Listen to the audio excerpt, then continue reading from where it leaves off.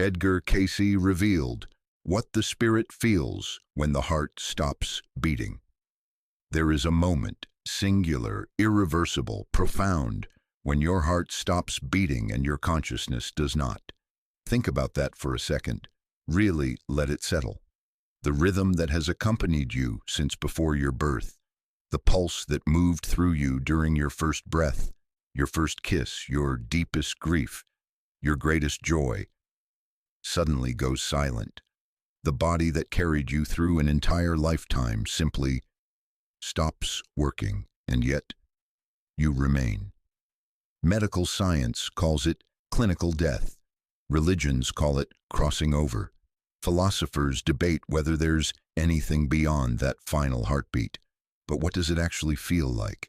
Not the hours of dying that come before, not the days in the afterlife that follow, but that precise, razor-thin instant when the physical world releases you and something else begins.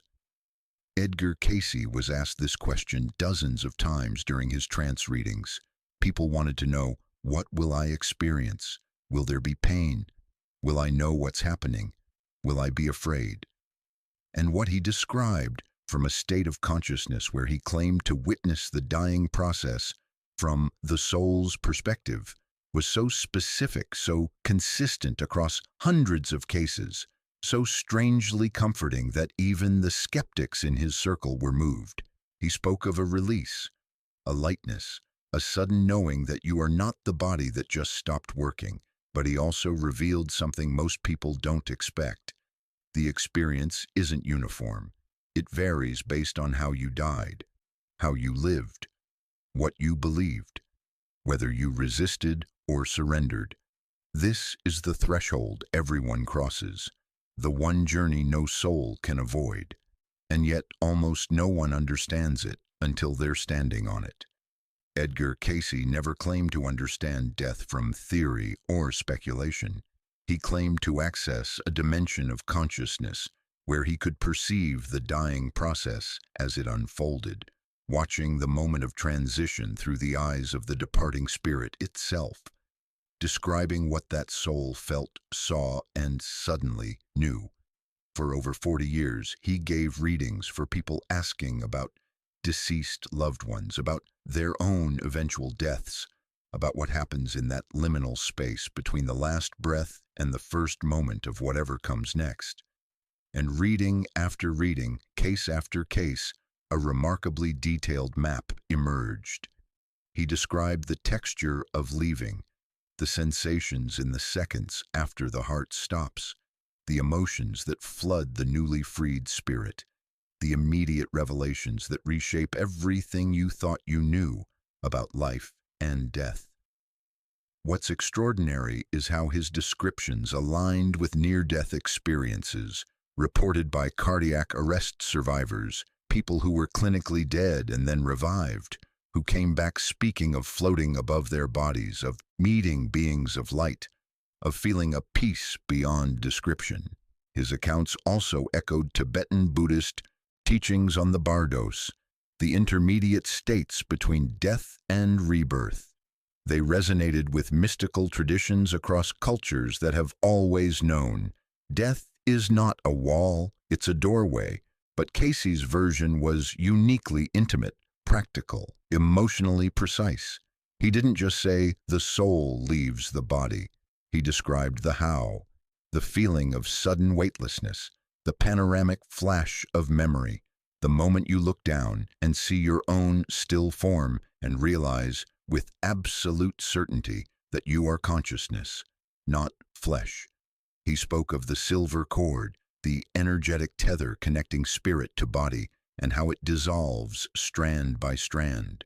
He described the beings of light who arrive to meet you, sometimes deceased loved ones, sometimes guides you've never met but somehow recognize. And he taught something that can change how you live right now, that what you experience in the moment your heart stops is not random. It's shaped by how consciously you lived, how much you prepared, whether you made peace with mortality or spent your life running from it. This isn't about judgment, it's about readiness. because the one journey every soul must take alone is the journey you can actually prepare for. Most people assume death is a switch. One moment you're conscious, the next you're not. But Edgar Cayce described it as a gradual untethering, a process that begins with the final heartbeat but doesn't complete instantly. In the seconds and minutes after cardiac arrest, consciousness is still present, still aware, still connected to the body by what he called the silver cord, an energetic lifeline that dissolves slowly, like morning mist under sunlight. During this liminal window, the spirit hovers in a state between worlds. It can perceive both the physical room, the grief-stricken faces, the medical team attempting resuscitation, the machines that have gone quiet, and the non-physical dimensions beginning to open around it. Light, presence, beings approaching from somewhere beyond the visible. Some spirits experience this as peaceful, luminous, like floating in warm water under an infinite sky. Others feel confusion, disorientation, a desperate clawing attempt to re-enter the body, to keep living, to not let go. And this is the question Cayce was forced to answer again and again. What determines which experience you'll have? Is it how you died, suddenly in an accident versus gradually in a hospital bed? Is it your spiritual preparation?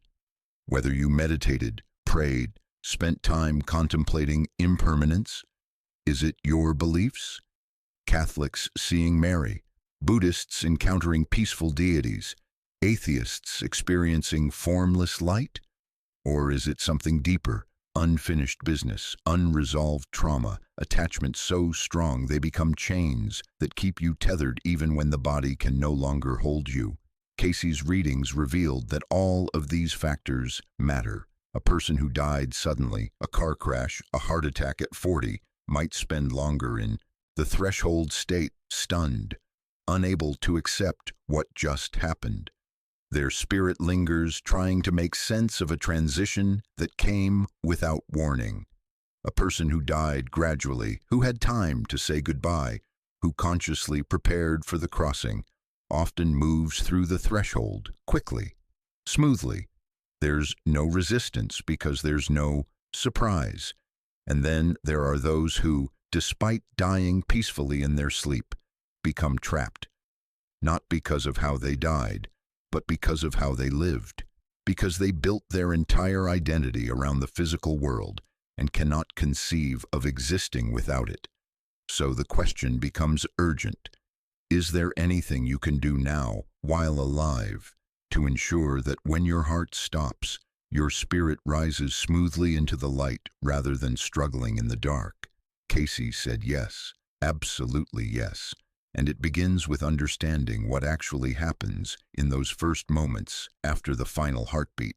Cayce described the very first sensation after the heart stops as sudden, unmistakable lightness.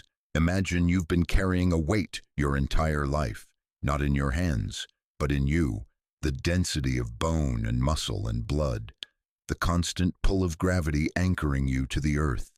And then, in an instant, that pull simply stops.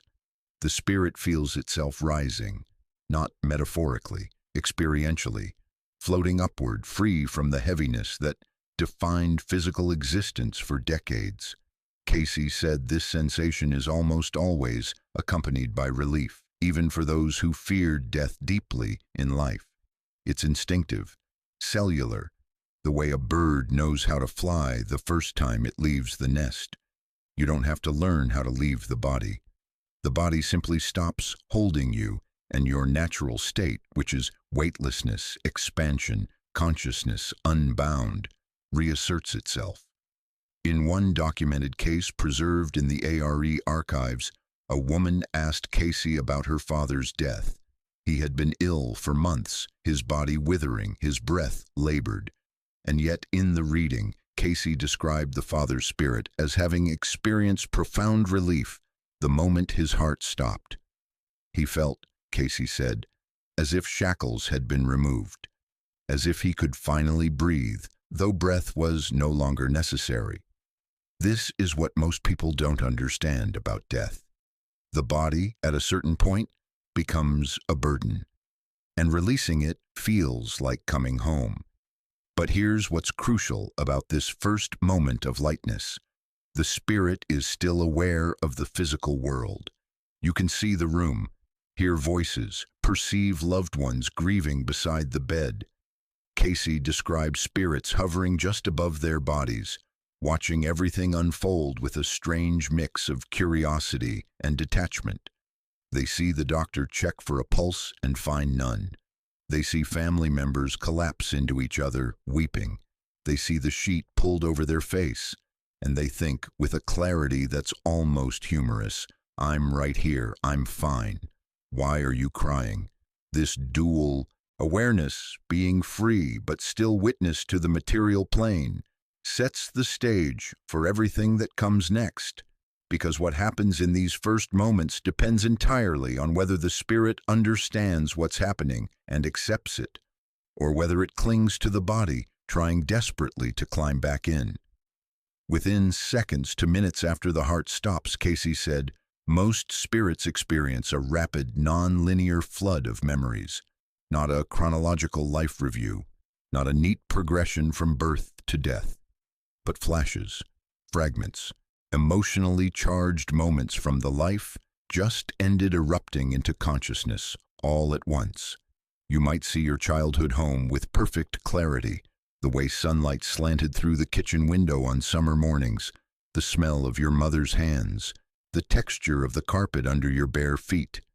You might feel the presence of someone you loved decades ago, their face appearing as vivid and real as if no time had passed. You might relive a moment of joy, holding your newborn child, standing at the altar, laughing so hard you couldn't breathe. Or a moment of regret, words you wish you'd said, forgiveness you never offered, a decision you'd give anything to take back.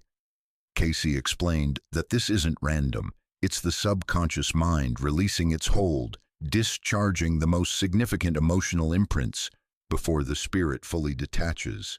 Think of it as the soul's way of saying goodbye to the life it's leaving. Not judgment, not punishment, just recognition. This is what I experienced. This is what shaped me. This is what I'm carrying forward. Some people see their entire life in what feels like an instant, decades compressed into a single, overwhelming rush of knowing. Others experience only a few key scenes, the ones that mattered most. And still others are so disoriented by the transition that this panoramic vision doesn't occur until later, in a more structured life review facilitated by guides in the afterlife realms. Cayce described one case where a man who died in a factory accident spent the first hours after his death cycling through the same memory over and over, the moment he'd promised his daughter he'd be home in time for her birthday, a promise his death prevented him from keeping. The spirit wasn't being punished. It was processing, trying to reconcile the life it planned with the life that ended, and eventually, with the help of guides, the man's spirit understood. The love behind the promise mattered more than whether the promise was kept. His daughter would feel his presence on her birthday, not as a body in the room, but as a warmth in her heart. This fragmented memory cascade is part of the immediate dying process for most souls, a last conversation between the spirit and the life it's leaving behind. And what you see in those flashes isn't meant to torment you. It's meant to help you understand. This is what I came here to learn.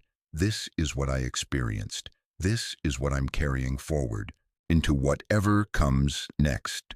One of the most commonly reported elements in Cayce's readings and in modern near-death experiences is the out-of-body perspective, the newly deceased spirit looking down at its own body from above, seeing it lying still on a bed, an operating table, the floor of a room where death arrived unexpectedly, and in that moment experiencing a cognitive split so profound it reshapes everything.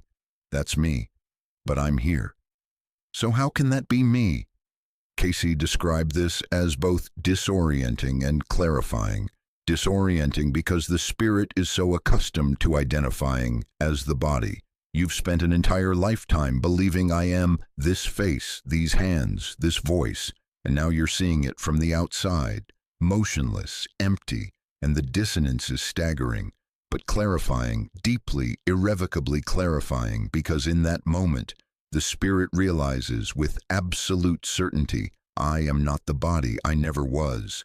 The body was a vehicle, a vessel, a temporary form, and now that it's still and I'm still conscious, the truth of what I am becomes undeniable.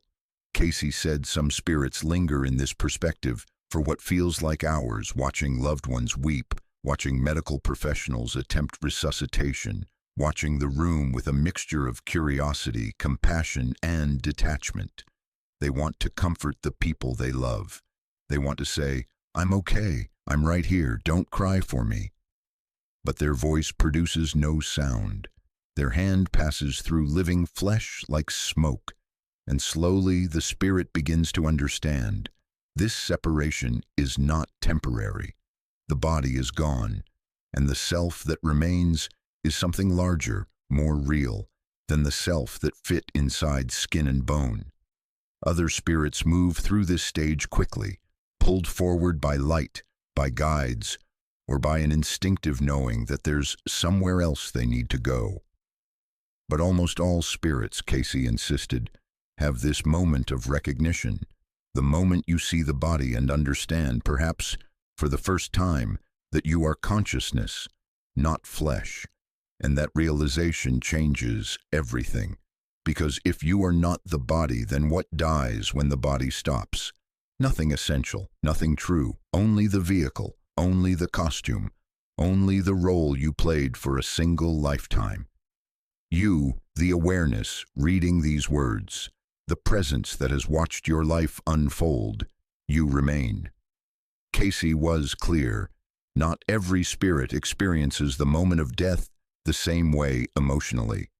For those who lived with spiritual awareness, who meditated on impermanence, who made peace with mortality long before it arrived, the moment the heart stops is often described as blissful, like waking from a troubled dream into a sunlit morning. There's peace, acceptance, even joy. One reading described a woman who had spent years studying Cayce's work, practicing daily meditation, preparing herself consciously for the transition. When her heart stopped at 83, her spirit rose immediately, with no confusion, no resistance, no fear. Cayce said she moved toward the light as a child runs to embrace a beloved parent. But for those who died suddenly, violently, or in a state of fear, anger, or deep attachment, the emotional landscape can be chaotic. Some spirits panic. They try to re-enter the body, pounding against the still chest, unable to accept that it's over. Others feel profound confusion. They're convinced they're still alive. They don't understand why no one responds when they speak, why their hands pass through objects, why the world suddenly feels muted and distant. And still others feel rage at the unfairness of death, at unfinished business, at being torn from life before they were ready. Cayce taught that these emotional states are not permanent, but they do influence how smoothly the transition occurs. A spirit in peace moves quickly toward the light, toward guides, toward the next phase of the journey. A spirit in resistance lingers, sometimes for days, sometimes for weeks, caught between worlds, unable to move forward, unable to go back. And this is where the living can help. Cayce emphasized that the emotional field created by those still alive has real impact on the departing spirit. If you're drowning in grief, unable to let go, clinging to the person who died with desperate intensity, you can inadvertently keep their spirit tethered. They feel your pain. They want to comfort you. And that desire becomes a chain. But if you create a field of calm, of permission, of trust, speaking to them gently, telling them it's okay to go, that you'll be all right, that they're loved and free, You help them release. Prayer helps, not because it changes the spirit's destination, but because it shifts the energy around them from chaos to peace. Cayce described one case where a mother's son had died in a drowning accident. For months, she felt his presence in the house, heavy, sad, confused.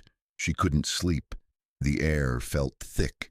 In the reading, Cayce explained, the boy's spirit was trapped, not by the manner of his death, but by his mother's refusal to accept it. Her grief was so intense, it created a gravitational pull, keeping him earthbound. The solution wasn't to stop loving him. It was to love him differently, to speak to him clearly. I know you're here. I know you're confused. But you have to go now. Go toward the light. Your grandmother is waiting. I'll be okay. I release you. And once she did, once she gave him permission, guides arrived and the heaviness lifted. This is why Cayce taught that how you die emotionally matters as much as how you die physically, and why preparation, acceptance, and spiritual awareness aren't just comforting ideas. They're practical tools that determine whether your spirit soars or struggles when the moment comes. Cayce emphasized again and again across hundreds of readings that no soul crosses the threshold of death unaccompanied. In the moments or minutes after the heart stops, sometimes even before, if the dying process is gradual, beings of light begin to appear. These may be deceased loved ones, parents who died decades ago, spouses, children who left too soon. They come to welcome you, to reassure you, to help you understand what's happening. Cayce described one reading where a man asked about his wife's passing. She had died peacefully in her sleep, and he wanted to know, was she afraid? Cayce's response was tender. He said the wife's spirit had seen her mother approaching even before her heart stopped. Her mother, who had died 20 years earlier, appeared at the foot of the bed, glowing, smiling, extending her hand. And the wife's last thought before slipping away was not fear. It was relief, recognition. Oh, you're here. I'm going home.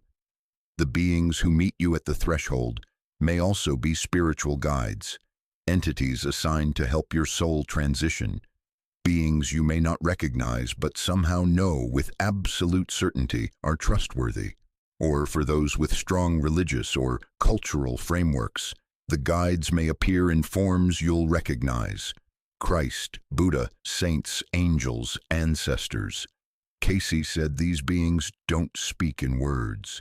They communicate directly, telepathically, with feelings of immense love, reassurance, and welcome. Their presence serves multiple purposes. They comfort the spirit, easing the shock of transition. They help it understand what's happening. You have died.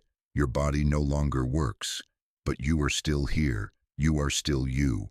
They gently detach the spirit from the body if it's still clinging, like helping a frightened child release their grip on a parent's hand, and they guide it toward the next phase, not forcing, never forcing, but inviting, walking beside, showing the way. For spirits who are confused or resistant, the guides are infinitely patient. They wait, they reassure, they repeat the same truths as many times as necessary until understanding finally breaks through. And for spirits who are ready, who understand and accept, the guides become companions, walking them out of the physical plane and into the borderlands of the afterlife. Cayce said that meeting your guides is often the moment when fear dissolves completely, because you realize, suddenly and totally, that you are held, that you were never alone, not even in the moment of death, not even when it felt like the loneliest crossing imaginable. There are beings whose entire purpose is to meet you at that threshold and say, without words, but with absolute clarity, you are loved, you are safe, you are home. The silver cord, the energetic tether connecting spirit to body, does not sever at the moment of cardiac arrest. Cayce described it as dissolving gradually, like a rope made of mist, strand by strand, over a period that can range from minutes to days depending on the individual. As long as the cord remains, the spirit retains some connection to the body, some awareness of the physical plane, some potential, though rare, to return to the flesh. There are cases in Cayce's readings where people clinically died and then came back, not because of medical intervention, but because the silver cord hadn't yet dissolved. The spirit, for reasons karmic or purposeful, chose to re-enter. But eventually, for every soul, the final strand dissolves. And in that moment, there is a palpable shift. The spirit feels a deeper, more complete release, a sense of irrevocability, of crossing a threshold from which there is no return. Cayce said this moment is often accompanied by a sensation of expansion, boundaries dissolving, the self that once fit inside a single body suddenly becoming larger, more spacious, as if you'd been living in a small room your entire life and just stepped into open sky. For some, it's ecstatic, a rush of freedom so intense it feels like every joy you ever experienced compressed into a single pulse of pure being. For others, it's bittersweet, a final goodbye to the physical world, to loved ones still living, to the life that was, with all its beauty and pain. But Cayce insisted, this dissolution is not loss, it's liberation. The spirit, once the cord breaks, is free to move fully into the afterlife dimensions, no longer tethered, no longer hovering, no longer caught between. And from that place of freedom, the real journey begins. Not the journey of dying, that's over, but the journey of becoming, of understanding what you learned, who you were, what patterns you carried, and what your soul chooses to do next. Cayce taught that this moment, the final release of the silver cord, is when the spirit fully steps into its next chapter. And what that chapter holds depends on everything you did, thought, believed, and loved in the life you just left behind. But not every spirit releases smoothly. Cayce warned of cases far more common than people realize, where the spirit, unable or unwilling to accept death, becomes trapped in the threshold state, not fully in the body, not fully released into the afterlife, hovering, earthbound, confused. These souls often died suddenly, accidents, heart attacks, violence, death that gave no warning, no time to prepare, no chance to say goodbye. They may have been in deep denial about their mortality, or so attached to material life, to possessions, status, pleasure, that they can't conceive of existing without it, or caught in unresolved trauma, rage, guilt, fear so intense it becomes a prison. From their perspective, they're still alive. They can see the world, hear conversations, perceive the living moving through spaces they once occupied. But no one responds to them. Objects pass through their hands. Their voice produces no sound. And this creates profound disorientation, sometimes rage, sometimes terror. Cayce described one case where a man died in a factory accident and spent years haunting the site, convinced he was still supposed to report for his shift. Every morning he'd arrive at the factory, confused and frustrated that no one acknowledged him. His spirit couldn't accept that the accident had been fatal. The transition was so abrupt, so violent, that his consciousness froze in denial, and the living, sensing his presence as a heaviness in certain rooms, avoided those spaces without knowing why. The solution, Cayce taught, is not exorcism, not fear, not calling in priests to banish the restless dead. The solution is compassionate communication. If you sense a presence, a loved one who died suddenly, or an unexplained heaviness in a space that feels occupied, speak to it, clearly, kindly, like you're addressing someone confused and frightened, which is exactly what they are. You have died. Your body no longer works. It's time to go toward the light. You are loved and you are free. Cayce said that often. A trapped spirit simply needs permission, needs someone to acknowledge what happened and release them from the confusion. And once that permission is given, Guides who have been waiting patiently at the edge of perception step in. The spirit finally sees them, finally understands, and the crossing that should have happened immediately after death finally completes. But if the living are caught in intense grief, unable to let go themselves, they can inadvertently keep the spirit tethered. This is why Cayce taught that releasing the dead is one of the most loving things you can do, not forgetting them, not stopping your love, but loving them enough to say, "Go, be free, I'll carry you in my heart, but I won't chain you to this world," because sometimes the kindest goodbye is the one that lets them leave. If you want your spirit to rise smoothly when your heart stops, without confusion, resistance, or fear, Cayce's teachings offer a roadmap for preparation that begins now. The key is cultivating awareness of yourself as consciousness rather than body. Start with meditation, simple practices where you sit quietly and observe your thoughts, emotions, and sensations from a slight distance. Notice how you can witness your thoughts without being controlled by them, how you can feel pain without collapsing into it, how you can sense your body without believing you are your body. This is training, rehearsal. Learning to identify as the awareness that observes rather than the form being observed. Breathwork helps too. Practices that induce altered states, holotropic breathing, pranayama, anything that gives you a preview of what it feels like to be weightless, unbound, expanded beyond the limits of skin. Lucid dreaming is another powerful tool, training your spirit to navigate non-physical realms with agency and clarity. Every time you become conscious within a dream, you're practicing the skill you'll need when your heart stops and you find yourself conscious in a realm that doesn't follow physical laws. Cayce also recommended regular contemplation of death. Not morbidly, not with fear, but reverently. Sit with the reality that your body will stop working one day. Imagine what it might feel like, the lightness, the release, the moment you look down and see your still form and understand, "I am free." Notice the fear that arises and breathe into it until it softens. The more familiar you become with the idea of death, the less shocking the actual moment will be. And finally, Cayce emphasized forgiveness and completion. Resolve conflicts. Speak unsaid words. Release grudges. Finish what you came here to finish.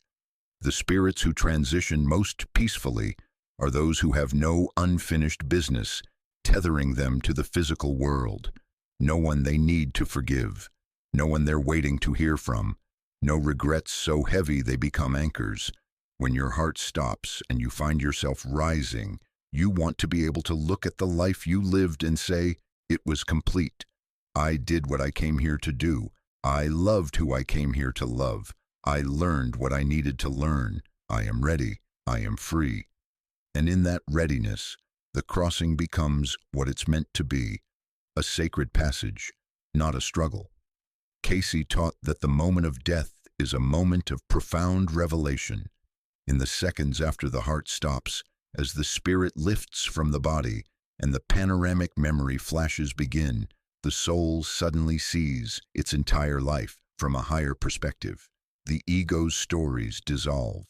The justifications, the defenses, the illusions you built to protect yourself from uncomfortable truths. All of it falls away, and what remains is clarity. You see the truth of how you lived, what you learned, where you loved, where you withheld love, where you grew, where you resisted growth. This isn't judgment in the harsh, punitive sense. There's no angry deity with a ledger tallying sins. It's recognition. The soul recognizes what it came to earth to learn and whether it fulfilled that purpose. Cayce said this recognition is often accompanied by deep emotion, gratitude for the lessons, regret for missed opportunities, compassion for the self that struggled and didn't always understand. But there's no condemnation, only understanding, and this understanding becomes the foundation for the next phase, the life review, the karmic reconciliation, the soul's choice about what to learn next and whether to reincarnate. Cayce described one reading where a man asked about his brother's sudden death in a car accident. The brother had been difficult, angry, resentful, estranged from the family for years, and the man asking wondered, "Did my brother suffer? Is he lost?" Cayce's response was unexpected. He said the brother's spirit, in the moment of death, had experienced a sudden, overwhelming realization of how much pain he'd carried his entire life, pain he didn't know how to release, so he spread it to others. And in seeing this clearly, without the ego's defenses, the brother's spirit felt not shame, but profound sadness, and then, just as quickly, profound relief. Because understanding why you behaved the way you did is the first step toward healing. The moment the heart stops is the moment the soul stops pretending, stops performing, stops hiding, stops defending. And in that nakedness, in that vulnerability, the truth of who you are and what you came here to do becomes undeniable.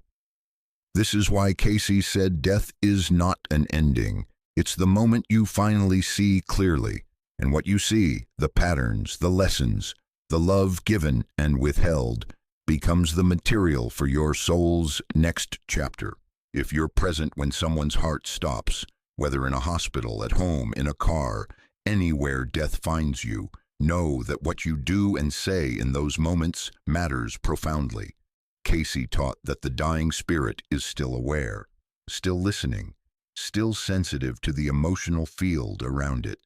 So here's what helps. Speak to them. Even if they appear unconscious, even if the body is still, the monitors flat, the breath gone.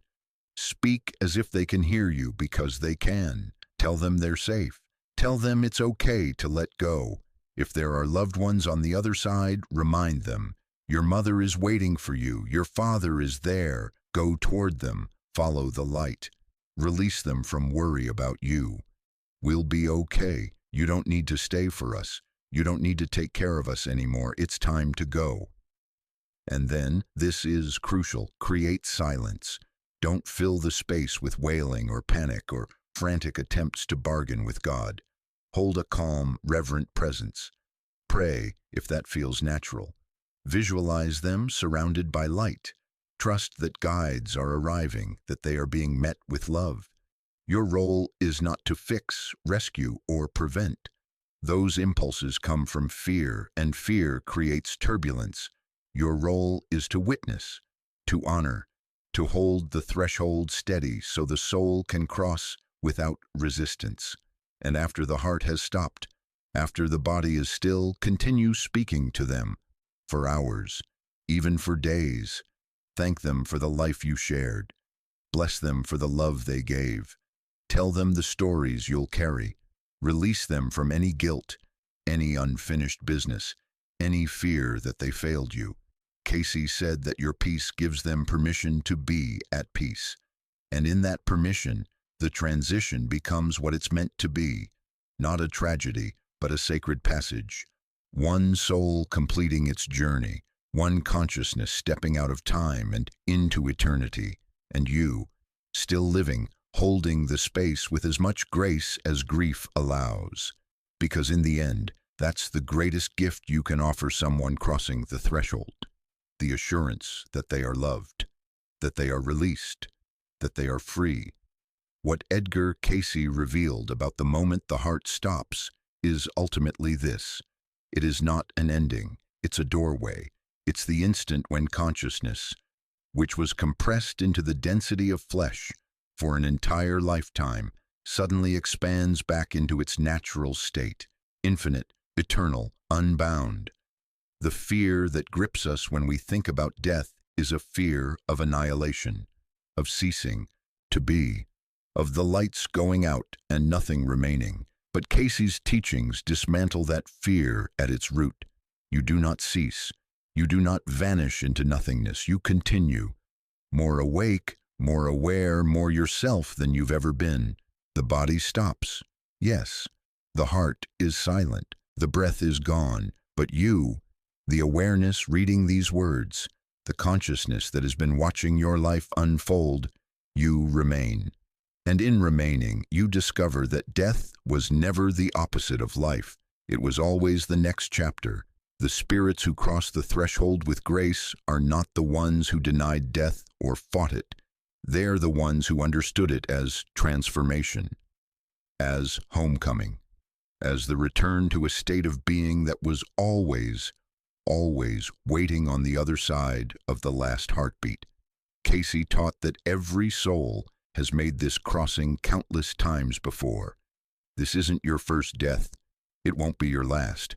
You've been born and died and been born again across lifetimes, learning, growing, evolving towards something larger than any single incarnation can contain.